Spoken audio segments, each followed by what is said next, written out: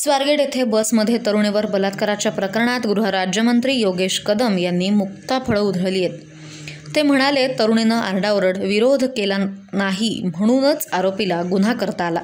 दरम्यान पोलिसांनी आरोपी दत्तात्रय गाडेची माहिती देणाऱ्याला 1 लाखाचं बक्षीस जाहीर केलंय। तर परिवहन मंत्री प्रताप सरनाईक यांनी सर्व नव्या एसटी बसेसमध्ये सीसीटीव्ही बसवण्याची घोषणा केली। बस स्थानके आगारांमध्ये सीसीटीव्हीची AI आधारित यंत्रणा उभारली जाणार आहे। बंद बसेस 15 एप्रिलपर्यंत एसटीच्या ताफ्यातून काढून टाकू। बस स्थानकावर महिला सुरक्षा रक्षकांची संख्या वाढवावी।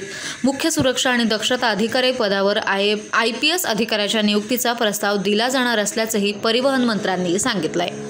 विकृत विचाराचा एक पुरुष तिथे महिलेला काही गोड बोलतो, काय त्याला ब्रेन वॉशिंग करतो 1.5, 2, 3, 4 मिनिटांमध्ये, आणि मग जी काही घटना घडलेली आहे आपल्या समोर त्याची माहिती आहे। परंतु अशा वेळेला तिथे कुठलीही हाणामारी, तिथे कुठलेही आर्ग्युमेंट, तिथे कुठलेही फोर्स असं घडलेलं नाही। जे काही घडले ते अतिशय शांततेने घडून झालेलं आहे आणि त्यामुळे कोणाला आजूबाजूच्या लेमॅन जे देखील आजूबाजूला उभे होते त्यांनाही ते कळलं नाही। त्यामुळे ब्लेम गेम करण्यापेक्षा ह्या घटनेच्या खोलामध्ये पोहोचून जेव्हा आरोपी आपल्या ताब्यामध्ये येईल तेव्हा आपल्याला तिथे माहिती मिळेल।